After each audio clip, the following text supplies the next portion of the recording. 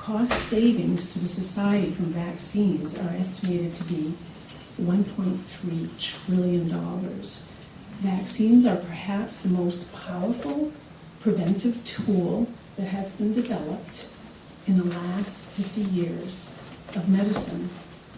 The AEP says routine childhood vaccines are one of the crown achievements in public health over the past century. In 2013, the New England Journal of Medicine studied vaccines and estimated that 103 million cases of diphtheria, hepatitis A, measles, mumps, rubella, pertussis, and polio were prevented since 1924. The Archives of Pediatrics and Adolescent Medicine study estimated that for every $1 saved, $5 is saved in direct costs, and $11 in additional costs to society. That's a return of 15% on the investment. The aim of LD 606 is to provide the best of care that promotes health in children in our population. And I know vaccines are not perfect, and I feel badly for those parents who have felt that they have suffered with their children for side effects. But overall, in the world, in the United States, and in Maine, vaccines save lives and save our society costs. Many people have not seen vaccine preventable disease and death. I have. I'm old. I'm almost 60. It's amazing how much disease is not seen for some of these preventable vaccines. For example, H. flu, which is so deadly. I'm in the red here. So vaccines give kids their best shot in life. I have to take any questions? Questions from the committee? See no questions. Oh, Representative Gittine. Tune in the app, I'm kidding. Thank you. Followed up on a question that Representative Ashon asked to Dr. Dietrich. So there's a schedule Yes. that's followed that's recommended by The American Academy of Pediatrics, CDC, and American Academy of Family Practice. So one of the things we haven't really talked a lot about Yes. today, believe it or not, there's some things we haven't really talked Right. about. The work session is exactly what the HHS rules and the Department of Education rules say about vaccinations. And there is a schedule in the DHHS rules around immunizations. Yes. Is that the same schedule? I mean, what? It's very similar, Okay. yes. So It may be identical. I'd have to look at them side by I side. think it would be helpful, again. Yes, we can provide if that. Between now and the work Yeah. session for some of Yeah, the absolutely. schedules. Yes, And try to give us a sense of where the schedule and the current rules comes from, and how closely it aligns with the guidelines that Yes, you and have. the question I want to answer too that hasn't been answered, why give so many together? The vaccine immunization boost is higher when that's done. And there's a surprising, just in Science last week, a published study that showed that when you get the MMR, your whole immunity boosts for 3 years. And so children who get MMR, they have less death from all infectious diseases. So there's a bigger boost, a bigger bang for the buck. Thank you. And this may be more a question for our analysts. As we're talking about the schedules, I'd love to see a CDC schedule, the schedule with DHHS, and also I would also love to see maybe some past schedules, how that schedule's changed over time. That's something that can be provided to our analyst or our clerk. That's all in my testimony. Oh, great. Great. Representative Bernstein. Thank you, Doctor. Good afternoon. Yes. Couple of Good things. evening. Couple of things I'm kind of curious about. I know, see, there was a pediatrician pediatrician that was over there that Dr. Burgess. I start feeling older when the Yes. doctors are getting younger.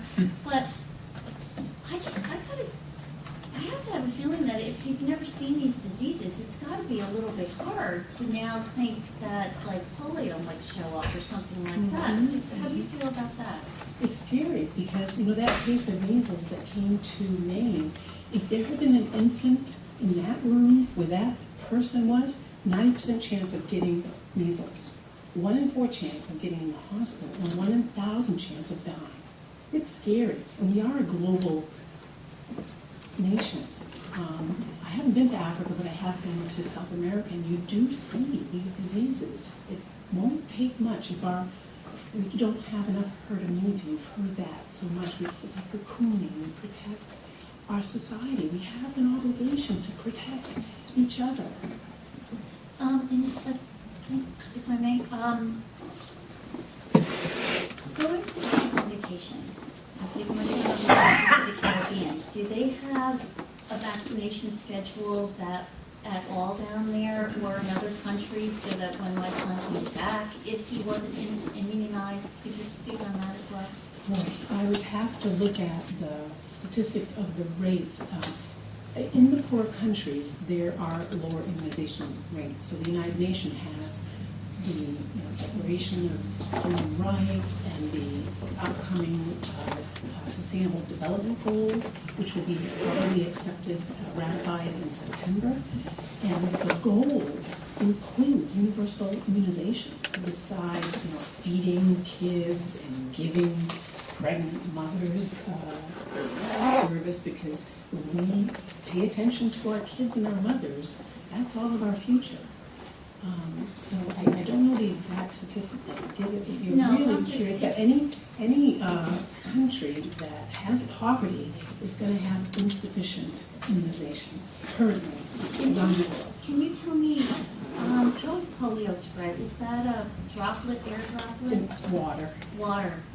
Mhm. And my last question, have you found, I've read many inserts in medication. And just about every insert says death, Yes. vomiting, diarrhea, blah, blah, blah. Do you have patients that get really upset about do they look at those inserts for other things? Like antibiotics Absolutely. as well? Do they look at those inserts? Well, do they get as upset about what the insert? Of course. And there's always, I remember when my kids got vaccines. I can remember getting my own vaccines. I was 5. I grew up in poverty. I grew up in Maine. I can remember getting the chikungunya. I remember getting smallpox. It's in those days, somebody testified that parents were proud. Now, people are skeptical, and I understand that. It's good to have skepticism, but there's a lot of anxiety associated with vaccines that physicians, providers need to reduce by getting facts. And this is an ongoing conversation. I have kids coming, I do consultative work now after doing 20 years of pediatrics, but I have teenagers coming who have never been vaccinated. When they go to college, they're very at risk for meningitis, so I talk to them because their parents don't want them to get vaccinated, but they will have the choice when they're 18. So I consider that it's my job to teach all of them and to support them in their, people aren't ready to hear things. They're ready, when they're ready, they're ready. And just look at that opportunity to give them accurate information. Just one more. About questions. Now, I know I held back a lot. This is a huge topic. It's So huge. I'm expecting that when you're in med school now to be a pediatrician, that's got to be a big topic for discussion, because it sounds like there's been quite a few people that have had some not so great experiences. Of course. So I'm just thinking that this has got to be on the forefront. Yes. Am I right or wrong? Yes, so for pediatrics, at least, the great power is in prevention. It's huge. When you invest, that 15% return, that shows up in pediatrics all the time. Early childhood development, immunizations. For every dollar you spend, you get $15. So prevention is powerful. Thank you. Seeing no additional questions, thank you very much. Is Dorinda Weeks here? I'm here, but on the phone. Oh, I'll change you over. All right.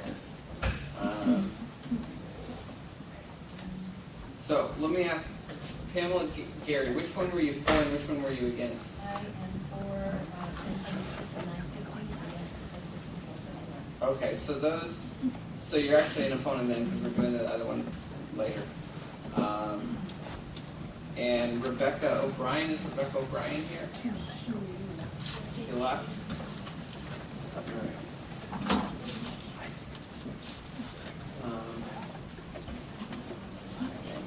So, next we'll hear then from, we'll go to opposition. And then, well, let me ask, are there any proponents who we've not yet heard from yet? I think we've gone through every proponent who's on the list. If there are any proponents who are in the Welcome Center and want to come over and talk. There's 2 people heading over now. All right, 2 people head over now. We're going to get started back in opposition, but just so we kind of have know where we are and where we're going. We've heard from approximately 60 people so far, and as far as opponents go, we still have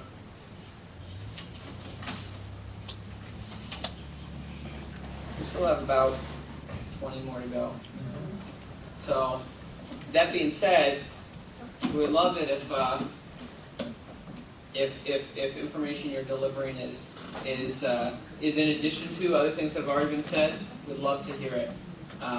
If it's something that we've all been sitting here all day, we've officially been here for like 7 hours so far on these 2 bills, and we have another bill to do, also on the same-ish topic.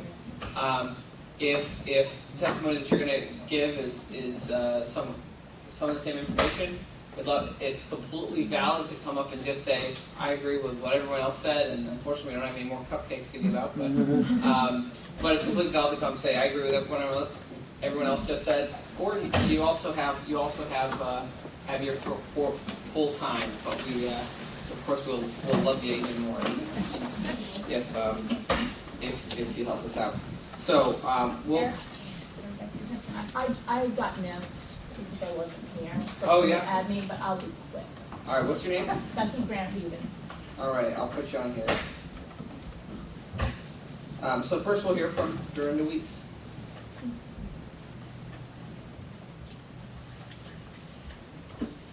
Hello, Senator Brakey and our representative team and your committee. My name is Dorinda Weeks. I do have a vaccine-injured child who we have proven has had inflammation in the brain from vaccinations. We had our labs done on our son when he was real little. He's 11 now. I did not report the vaccination injury because I knew of the long-term effects and the process that it would take, and instead chose to heal my child. And so me and my husband, we did go and we did, he's not cured, but he is healed. We still to this day, I look at detoxification like it's, big in my house. So, I know you've heard this before, but I had brought, how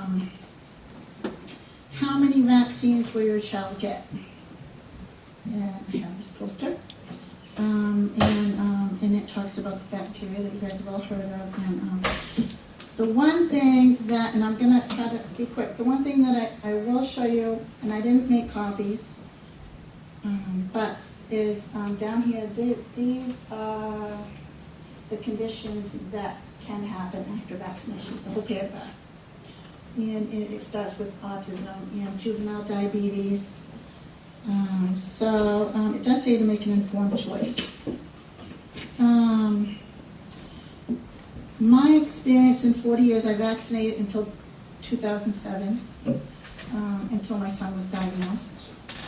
And once I stopped vaccinating, my family became healthier. we are never sick. We never go to the physician's office, only for regular physicals, once a year for my kids.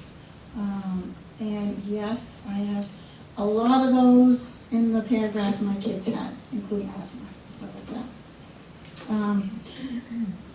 So, let me see, if they are safe, why are they forced? That would be my question on vaccinations. If something is good, it doesn't have to be forced. Vaccinations are indigenous to only one model of healthcare, the allopathic medical model, and its practitioners' particular understanding of disease phenomena. Vaccinations are aggressively promoted by fear, guilt, and creative statistics. Vaccinations are aggressively pushed by public health departments and other government agencies as though they were a public health issue when they are not. Recently I had a grandson, and he did get his first Hep B vaccination. I did inform my daughter of my opinions, and she felt like she was forced. And what she was told when she refused other vaccinations in the hospital at the time was, did she want her child to die because she refused a vaccination? I don't think that that would be an accurate explanation. So that would be one of the reasons why I are opposed to LD 471 and LD 606, because it does depend on who's given the education at the time, and if you see eye to eye, no disagreement is a win-win situation. So if you go into your doctors and you disagree, who are you guys going to listen to? The one who has the degree? So, and I guess I'm out of time. All right. Okay. Thank you very Thank much. you. Sweet. Pamela Gary. Good afternoon, esteemed members of the committee. My name is Pamela Gary. I'm a public health nurse educator and detoxification specialist. I also am the vice chair of the Board of Governors of the National Health Federation. I returned last week from a conference that was organized by Dr. Dietrich Klinghardt. He's an MD and a PhD, and he assembled a group of scientists, educators, doctors, and nurses to look at the present state of American health, particularly American brain health. We are in trouble. We live in a chemical soup. He has identified 2 ingredients in our bloodstreams that should not be there, and they are both present in levels that are toxic. The first one is aluminum, and we are getting aluminum in our antiperspirants. We are getting aluminum in our hydrogenated oils. We are getting aluminum in the nanoparticles from geoengineering. We are getting glyphosate in fertilizers, in pesticides, in bread, in sugar, in milk, because very often when a crop is going to be harvested, it will be sprayed with glyphosate before harvest, and the organic definition does not include protection from glyphosate. Unfortunately, we have industries that are running ahead of science, and we all know that some of the problems that we see in society have their foundation in issues of character traits of greed, deceit, and aggression. And we've heard from Mr. Kennedy about corruption in different places. And so at this conference with Dr. Klinghardt, we learned that the United States, of all of the medical publications in the world, the top 1,000, not one comes from the United States. And one of the reasons for that is because the amount of advertising in our medical journals really turns them into more of a business journal than a science journal. We know that boys are more at risk for autism, and the committee that we listened to, the scientists reported that They do not believe there is a direct link. Some of the people here today said there may be a genetic predisposition to autism. What the science is showing is that mothers who are silent carriers of Lyme, Babesia, and the co-infections are more likely to have children who are at risk. And if those children are then subjected to vaccines, they're going to present with autistic characteristics. The other information that's coming forward is that testosterone potentiates toxins and infections. So that's why we're seeing in male children a higher incidence of autism.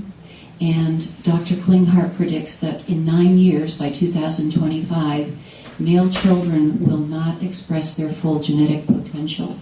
Right now, 1 of every 2 children born in the United States is neurodeficient. That means these children are not healthy. So some of us are really concerned that we don't want to be involved or at risk for having more chemicals in our system than we are already at risk just in the general population. So the vaccines are a huge container of more of these toxins. Some of the people here have listed some of the ingredients. So if you would just allow us to keep our genetic strain less polluted, and I would ask you to not turn your back on your species. Thank you. Thank you very much. Seeing no questions. Oh, there's a question. I'm sorry. Representative Sanderson. Just a request for information do you have the ability to send us information on that study that you were just citing? Absolutely. Thank I'll you. get that to Eric. Thank you. Or if you, best thing to do would actually be to get to our committee clerk and she'll get it to our committee. Lindsay from Scarborough. Lindsay from Scarborough here. Last name starts with a Z. Alright. I'm gonna jump ahead then. David Dixon from Scarborough. If they show up, let me know.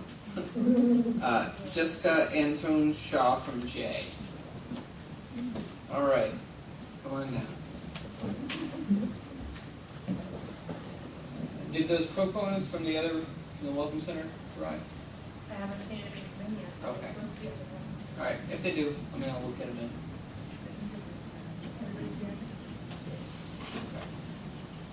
Hi. Well, that's loud. What I'm actually going to say differs slightly from what I wrote after being here all day and hearing what some people were saying. So good afternoon, Senator Brakey, Representative Gattin, and members of the Health and Human Services Committee. My name is Jessica Antone Shaw, and I'm the mother of 4 sons from Jay. I am in opposition of LD 606 and LD 471. As parents in the United States, my husband and I have always operated on the assumption that we are the ones who make decisions regarding our children. We chose home birth for 3 of them and natural birth for all of them because it was the best start to life we could offer them. We chose exclusive breastfeeding for all of them because we knew it was the healthiest choice. I nursed all 4 of them for 2 years or more because we wanted to keep them healthy. And we chose to vaccinate our boys. Though we declined the Hep B vaccine as the likelihood of our newborns having an STD was pretty nil. We approached this choice to vaccinate cautiously. Not because we knew anyone who had experienced a vaccine injury yet, not even because we had done a ton of research. Quite simply, we approached this choice cautiously because this would be the first time we would introduce something unnatural and potentially unsafe into our children's bodies. Our children never had even a mild reaction to their vaccines. We watched each child carefully following each shot to be sure they did not have a reaction, knowing we could stop or change the vaccine schedule if they did, if we even suspected that they did. We are fortunate to have a doctor who supports our role as parents. He always presents every option to us, recognizing our power to choose what treatment our children get. When he suggests an antibiotic and I say, "Is there another choice?" he says, "Of course." He never condescends, he never guilt trips, and he never assumes he knows best. The doctors don't always know best, and not everyone gets a doctor like mine. Where there is risk, there must be free choice. No truer words were ever said. Imagine if there were no choice. Imagine if everyone had to do things the way my husband and I did. What if we made a law stating everyone had to give birth at home as long as there was no medical reason not to? Who would decide what medical reasons counted? Does a large baby count? My babies all weigh between 9 and 10 pounds. If I could do it, everybody could.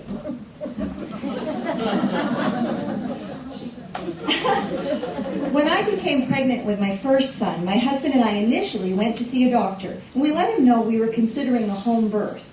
He instilled fear in us, especially my husband, erroneously stating that most babies born at home die. Imagine if we had needed his sign-off to give birth at home. What about the fact that home birth requires giving birth without pain relief? I could produce research showing procedures like epidurals lead to C-sections and subsequently to breathing problems for babies at birth. Shouldn't everyone have to give birth without any drugs? If I could do it, everyone should. We know breast milk is the ideal food for newborns. Despite this fact, according to the CDC National Immunization Survey, at least in 2013, only 16.4% of babies were exclusively breastfed at 6 months of age, though 89% of them were exclusively breastfed upon discharge from the hospital. This despite many likely consultations with a doctor during these first 6 months. What if we made a law stating everyone must breastfeed for 2 years minimum, as long as there was no medical reason not to? Who would decide what medical reasons counted? What about the women who are physically able to breastfeed but have a full-time job? Where is the medical reason there? What if we didn't let people who didn't want to have home births or breastfeed their babies for 2 years send their sick kids to school? We would have to consider the possibility that the children who were not breastfed would be lacking some immunity that the breastfed children would have. Would it be fair to the kids with the natural immunity to go to school with the ones who didn't have it? Do these arguments sound ridiculous or even silly? So does the concept of banning the philosophical vaccine exemption or requiring a doctor to sign off on parents' decisions for their children. Parents don't need a medical reason to give birth in a hospital. We don't need a medical reason to feed our babies formula.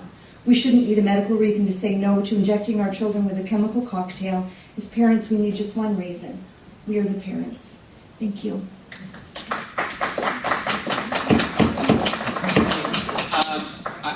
You may not have been here when I said this a couple of times, or you may have been here. We really understand we want to be encouraging and everything, but it's just committee decorum. We can't have outbursts for or against anyone else speaking. Your opportunity to communicate when you come up to the microphone. So thank you very much.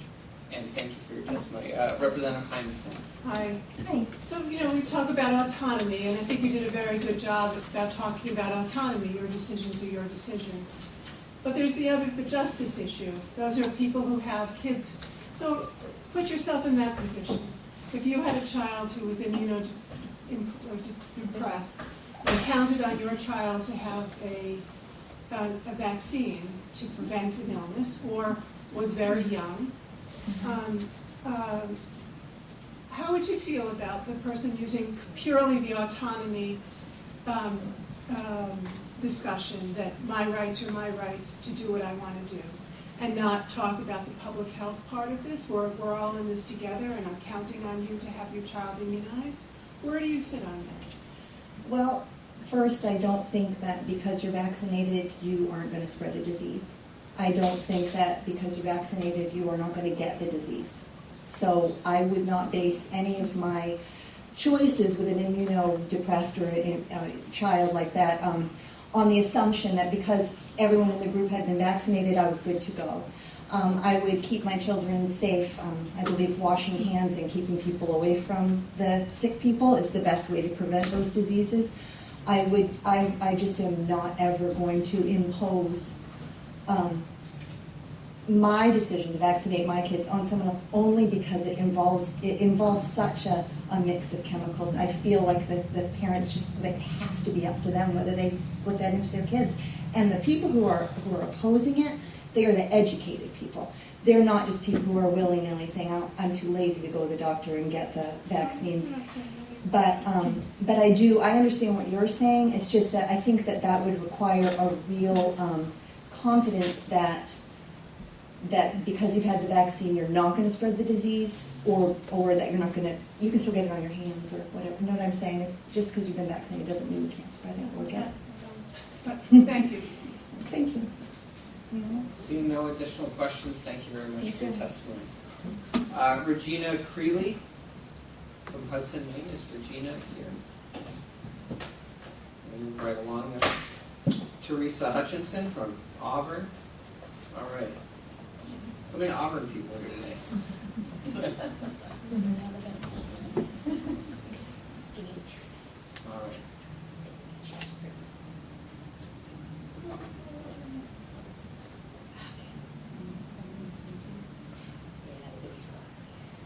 Had to take my turn. I may say things that have been said before, but after waiting here for 7 hours with a not quite 2-year-old, I'm gonna take my turn. Okay.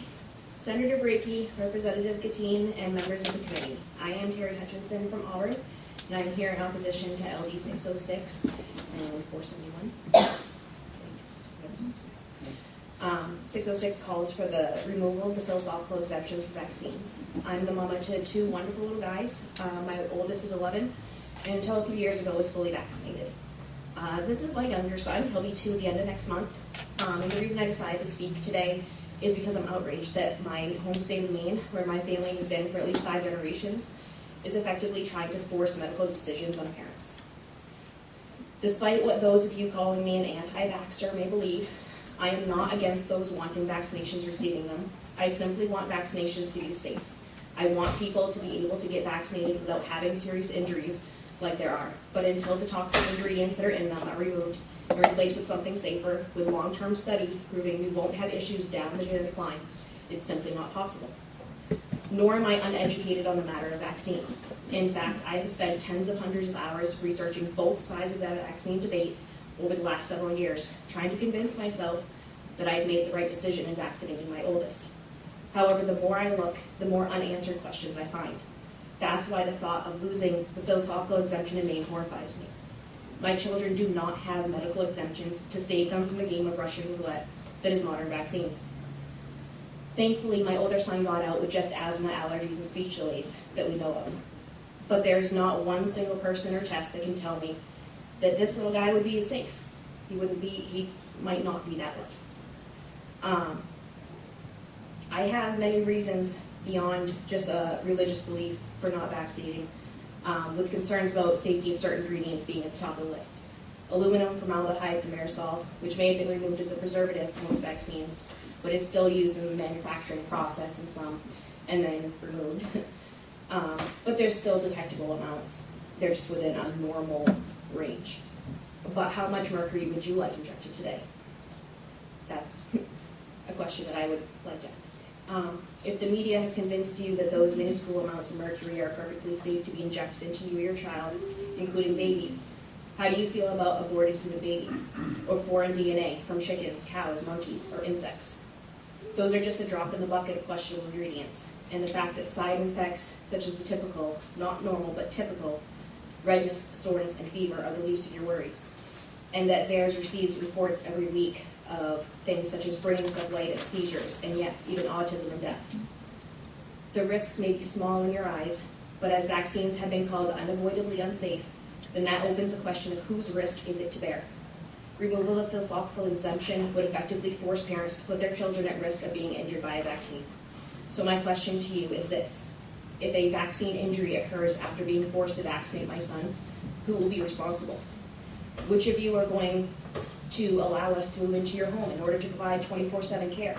Which of you are going to provide the financial means to pay for the services needed for my child to attempt to live a normal life? Which of you are going to hold me as I die inside, knowing that I could have prevented it had I not been forced? Unfortunately, too many parents have to come up with answers to these questions, and in my opinion, where there is risk, no matter how small, there must be free choice. Thank you very much, and it's great to see another constituent here today. Well, I said another constituent. I've seen like 4 constituents here today so far. Oh, 2 at, yes, 2 at this, yes. Two at the same time, so that's 5 constituents. All right.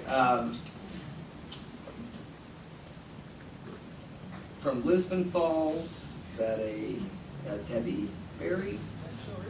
Oh, hello. Good to see you. Okay, long time no see. Long time no see. Welcome. Thank you. To the Joint Standing Committee on Health and Human Services, Chairman Brakey, Chairman Gattin, and other honored members. I am here to strongly oppose LD 471 and LD 606. I don't have any stories, anecdotal or otherwise, about children with autism spectrums, teenage girls with Gardasil, elderly with Alzheimer's. I have no autopsy results, etc. I also don't put economic values on people. It appears that our medical profession is starting to do that. I do not. Under the LD 471 provision, the police force of the government is now attempting to impose upon the Maine parents a no choice, not an opt-out, no choice, on their children's future health choices. And that is an issue here. It's called incremental progressivism. Today we do this part, tomorrow we do a little bit over here, and pretty soon we have the UN with blue helmets walking up and down our streets. LD 606 removes philosophical provision exemption. If Representative Tucker doesn't understand that, then perhaps he should stop writing the bill and put his crayon down. It is very easy to describe that. That would be when he threw out the U.S. Supreme Court decisions to base his law on. Bad law is bad law. For instance, let's go with Dred Scott, Camuzzo. These are very deeply flawed laws that the U.S. Supreme Court said it was great law. So I would refer Representative Tucker back to maybe educating himself and picking up a dictionary. A deeply held belief by an individual must be respected, just as a practitioner of medicine, because doctors consider themselves as practitioners, not experts. They practice medicine. So you're now having someone who practices educating the parents on their choices.